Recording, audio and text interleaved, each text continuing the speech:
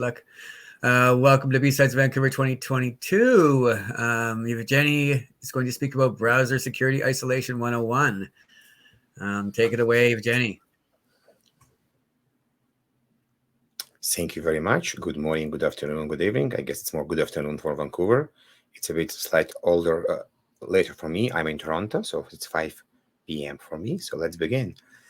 As you probably know, we all spend quite a lot of time on the internet, and majority of the applications we are right now touching are browser related.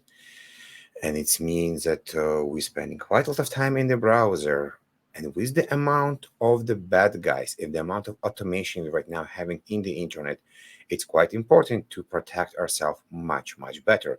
If you think about this and all the automation we've been doing so far in our corporate environment, the bad guys can do pretty much the same automation on their end. And it's mean the moment we spin or start a website, in a couple of minutes, the bad guys can spin a very similar websites, or they potentially may find vulnerabilities in the websites, and they may infect this website with a lot of malicious things or put phishing links there as well.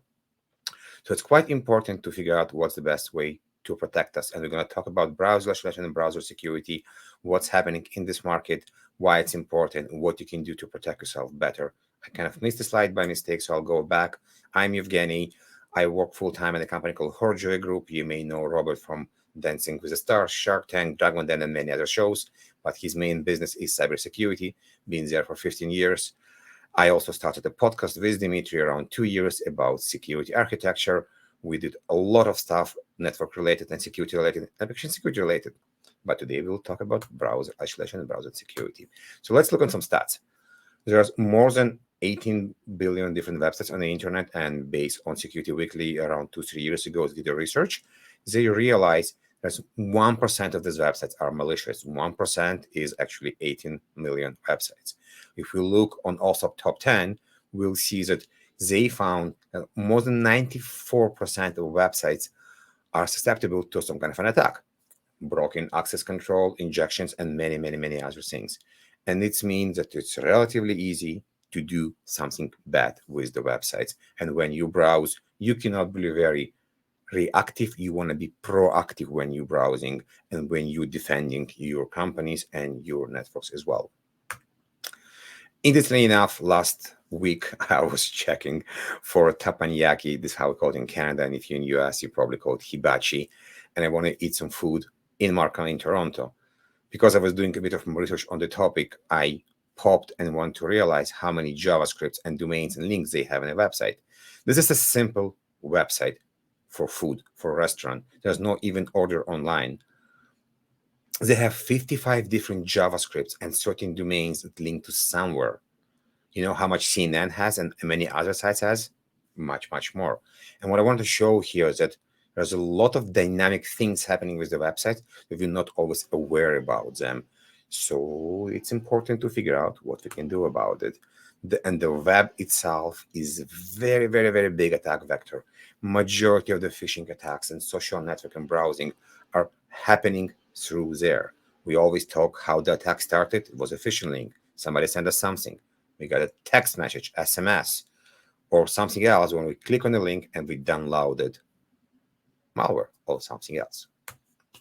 I do want to speak quickly what we can prevent using browser isolation and browser security type of controls.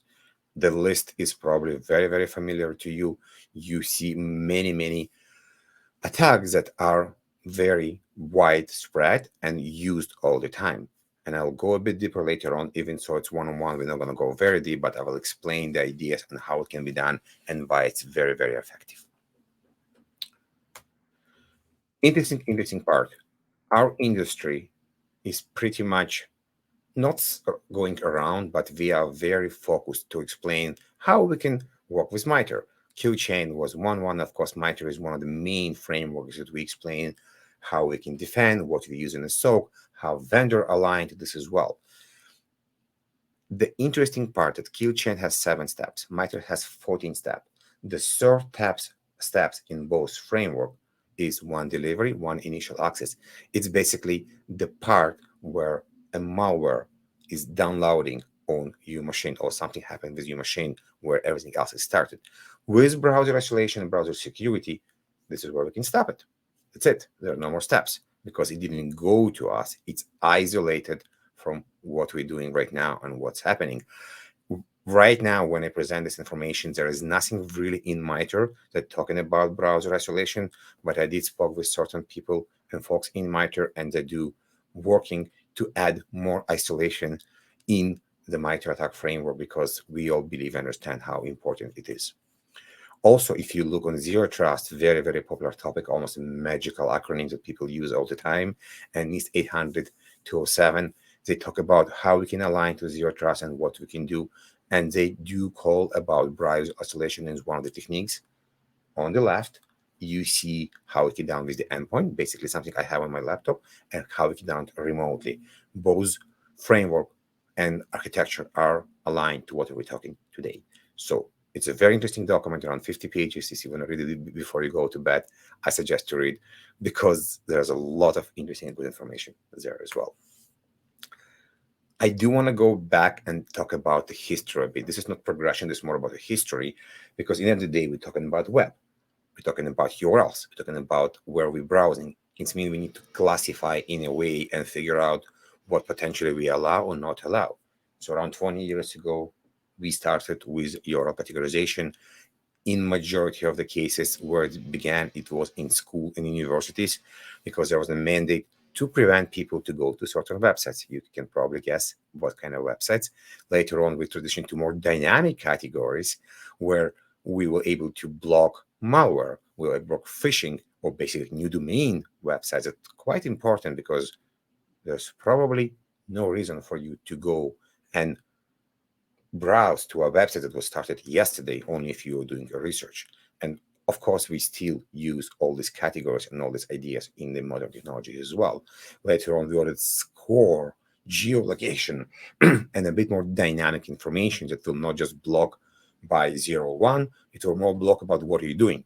Maybe it's a malicious document, or it's a data protected document, or maybe this particular website has a different score based on what we check.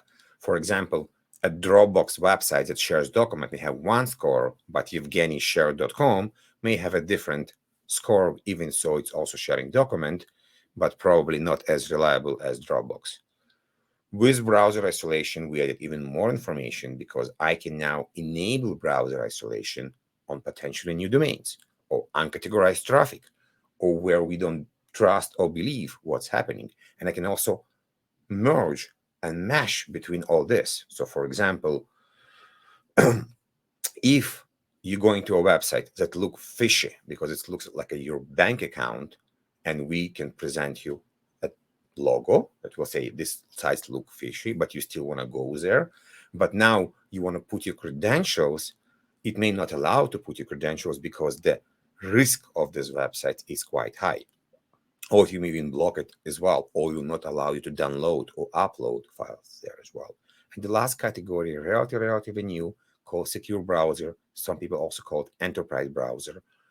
It's a agent that you download. It's a browser, Chromium based. We'll talk about this later on as well, that you download to your laptop. You need to log in and you can use it with a similar functionality on what we saw so far. So we're going to talk about 4 types of different solutions: browser isolation, the remote part, browser security, browser extension, and endpoint isolation. A technology that still exists, but not as popular as it used to be, people try to have. So what is browser isolation? Let's think about, have 2 examples. One, when you go and clean your apartment, if you clean your apartment or clean something else, you know for sure you're going to work with chemicals.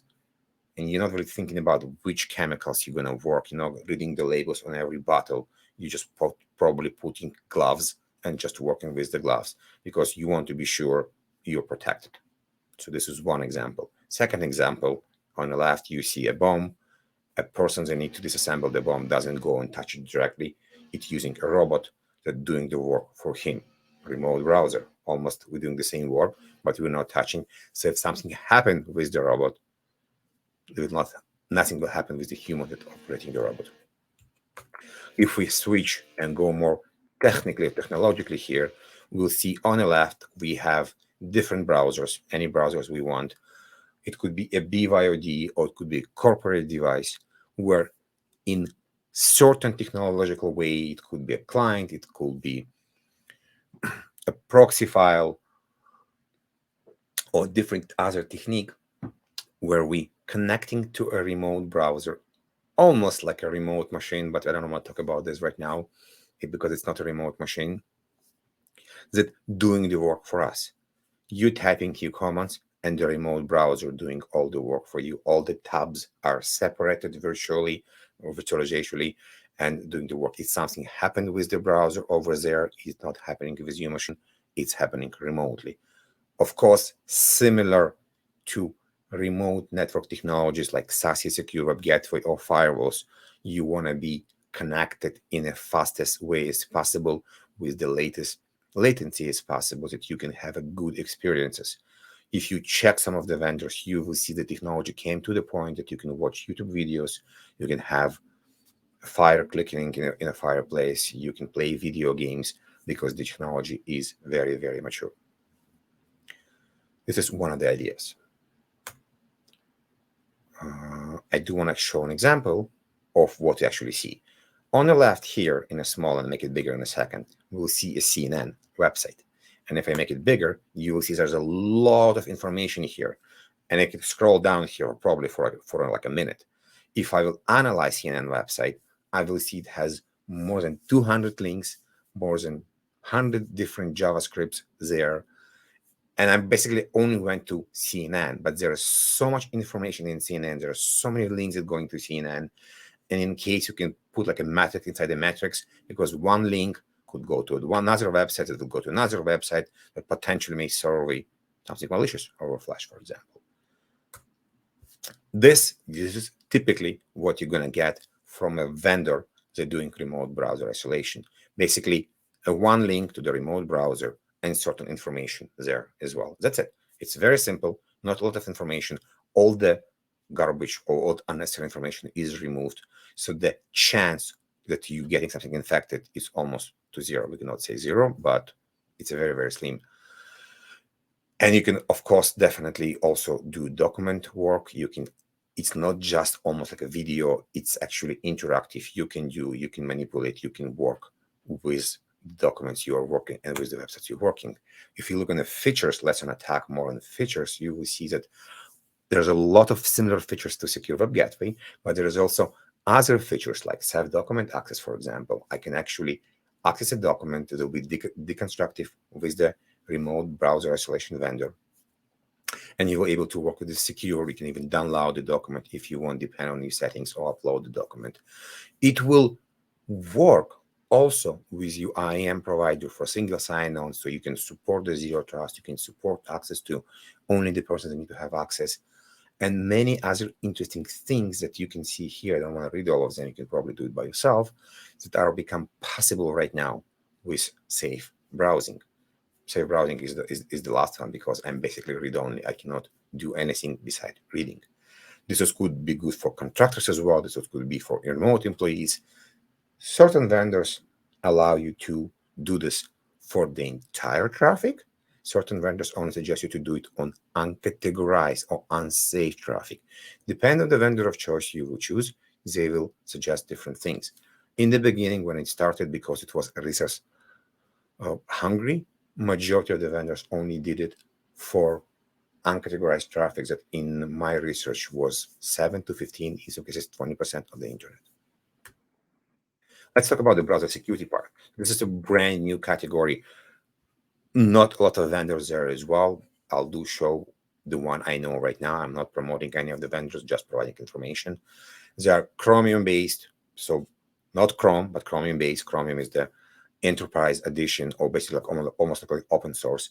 They took the base, they changed the base. It's not just Chromium. They changed many things in the browser. They also created virtualization and separation between the tabs. They basically mandate you to log into the browser. That's why they call the enterprise browser before you can use it. They support the zero trust idea when you need to know who you are, from where you're coming. This is the from where you're coming is interesting part, because the browsers can also do posture check or host checker to understand, are your corporate device? Do you have all the patching? Do you have the antivirus or certain other settings that you want to configure to make sure to give you access before you actually can log in? And when you log in, then they can provide access to the corporate infrastructure that you need.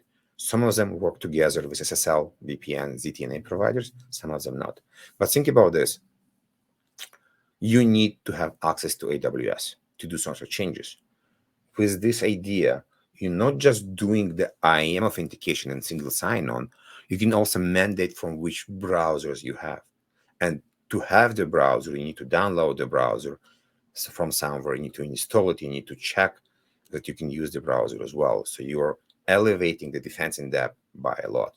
This could be also a very good solution for third-party vendors doing work for you, or contractors, because in many cases, you have an easier way to control what they can do and how they can do it. Now, the way it's also designed that you cannot just download files to their PCs. There are certain protections that are happening there as well to separate this part and create more isolation as well. Very, very interesting category. A lot of interesting things here. There is certain similarity to remote browser isolation from a feature perspective, but there is also things that are different as well, like the checking if you have certain applications or posture check on your device. It also do a password protection on the browser. So right now, if I install a software malware on your device, and I will try to scrap passwords from Edge and Chrome, I'll probably be able to do it. Not me personally, but the people that actually doing this work. With this browser security part, this part will not able to happen because they have evolved. They have a much secure way to actually save such passwords.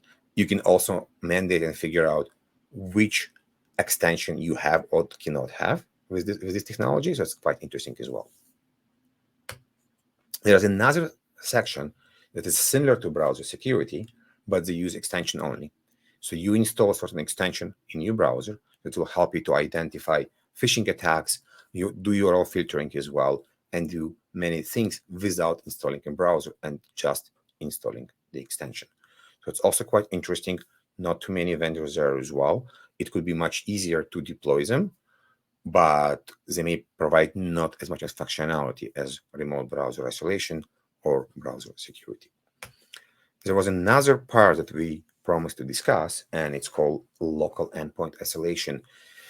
If you're familiar with Bromium from a couple of years ago, there was one of the main companies, there was another company there as well, where they basically creating virtualization as part of your entire desktop. It worked perfectly and was very good, but unfortunately, people suffer from usability. I mean, the security idea was great, but from my personal experience, there was a lot of issues with usability, with extensions, with the amount of hardware people needed on their devices. So the idea was great, but it was just very, very not usable for day by day, and the user experience was not that great. Right now, in my mind, we shifted from this idea. There are still certain vendors that pushing this in a different ways, but I think the browser security extension and remote browser will be the key technologies for this.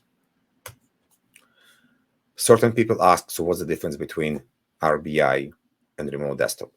And the main part is that the amount of speed, the amount of latency you want to achieve, and the new technologies we're using right now, it will be very hard to achieve with just remote desktop or Citrix, for example. In certain cases, if you watch our kickoff episode in Security Architecture, you will see that a quarter of a second, this is the latency people want. This is what's people convenient with the eye and do not get frustrated. This is why the remote desktop technologies are okay, but they're not going to provide you the same look and feel. Depending on what you do, it may be frustrating. This is why having a much personal experience is going to be much better. As promised, I do want to show who playing in the pond. As you can see, there's a lot of vendors here on the slide. Some of the vendors are very new vendors, and some of them are very mature. They've been here for a very, very long time. Like Menlo been here for ages. Of course, you know, McAfee, Zscaler, Netscope, IBOS, Proofpoint on the left. This is all the RBI vendors. On the right side, you can see the newer vendor, Island and Talon, that literally been around for a couple of months. And the Bromium and Invincia is the local isolation. Isolate is still around and doing very interesting work, especially for enterprise dedicated spaces where you need a lot of segregation and air gapping. But I do believe if there's a lot of vendors in the industry and in the space, it's mean that there is something very interesting and very relevant happening in the world. If you do look on all these vendors, you will see some similarity, and I will talk about the similarity very, very quickly. And it's called SASE and SSE. Majority of the vendors we just saw, and I'm going to go back for a second, are playing in the SSE and SASE space. If you're not familiar with SSE and SASE space, Secure Access Service Edge was defined by Gartner as a framework in 2019. SSE, Secure Service Edge, is a new Magic Quadrant that was released in January. And it's quite dominating right now in the industry. The Secure Web Gateway, the CASB, and the ZTNA are important. The remote browser isolation and the browsing security are playing in Secure Web Gateway and ZTNA because I need to log in and I'm basically using the part of inline inspection. In the ZTNA part, I want to provide remote access, secure remote access from where you're coming. So they're playing there. All the vendors in the space, we're going to provide you some kind of URL filtering, some kind of protection of what you can do. So it's not going to be just the remote, the isolation part. It's going to be many other things as well. And they're all going to play in this umbrella. So I think it's important that it is aligned to these frameworks, it is aligned to this Magic Quadrant. So watch for them and have a look. Important part when you're going to look and choose, majority of these vendors are going to be as a service. It means you're not deploying any hardware on-prem. Even so, there was earlier models of on-prem browser isolation. I don't think they're scalable. Right now, majority of the vendors, at least I'm talking with, are in a cloud. It means they're scalable. They take care of your version release. You shift the responsibility to them. They provide an availability and you outsourcing. It means in some cases that you're removing a lot of headache from you, but you may paying a bit more money because they're now responsible on all this important stuff. And I'm just looking on my time because I know we want to leave time for questions. So risks and concerns. When you choose a vendor, you really want to understand what is the latency, what else they provide, are they aligned back to everything else you have, how the traffic will be routed. Remember we spoke about where they're located. So if you are in New York, but the company you're working with, the vendor, is in Europe, it means the traffic will have to go all the way to Europe. So you really want to ask these questions when you choose a vendor and choose an architecture. How many pubs they have, where it's located, where the traffic will be going. I, as an architect, very, very strongly believe on alignment on your current architecture and what's happening with you inside. One of the things you want to look is if you don't have sanctioned and unsanctioned apps or you don't know how to find them, you really want to do it before you go there because it's going to be a very important part of your entire portfolio and what you're going to do there as well. And of course, the device posture and user identification. I do want to touch base on monitoring and logging because you may find such interesting things with these technologies. For example, you have a phishing campaign. People may report on phishing, but you can also figure out from the logs, from RBI and browser security, what's actually clicking because you're going to see these things in the links, and you potentially may find a lot of interesting information in the link that you were thinking are safe, but not actually safe. Trends, behavior, device posture, all these parts can be monitored, and you can create very good metrics on your environment, what's happening and not happening. And the last couple of things, as part of the Security Architecture podcast, we are actually covering RBI and security browser right now in season 4. So you are more than welcome to tune. We actually only released our kickoff episode yesterday. We're going to have majority of the vendors you saw on the slide here, and it's a good time for us questions. Awesome. Nice talk to Jenny. Yeah. One sec. There's been lots of people talking about different things in the chat here. I definitely got one question for you. Let's just see here. Toby's asking. Toby asks, I recall liking PF Blocker quite some time back. PF Sense here too, but Pi-hole has a lot of very nice functionality to tweak exceptions on the fly. anything like that in PF blocker these days? So I'm not sure about PF blocker, but Pi-hole, if I remember correctly, it's DNS. It's more about DNS security, and pfSense, of course, it's open source firewall. So we're looking more about yes or no. With the browser extension browser security, we're looking about much more dynamic range. I can give you access, but I'm not gonna let the bad information and malware get to your device. So it's not just zero and yes or no, black and white. It's more about isolation, and I can let you browse anywhere you want, but I will not let the bad things happening and coming to your laptop. That makes sense. Yeah. Yeah. Let's see if there's any more questions there, Evgeniy. Interesting talk. I like it. Some good information there. Yeah, 25 minutes is probably not enough, but I know. I know. We definitely, you could get very in depth. There's a lot of things to learn and a lot of things to talk about. I agree. I know what you mean. I don't see any more questions there right now. If anybody has questions for Evgeniy, they can definitely DM him here, and his contact information is available here. So thank you, Evgeniy. I appreciate it. Very, very interesting, and thanks for presenting today. Thank you very much. Happy to be here. Awesome. Okay, have a good day. Thank you very much.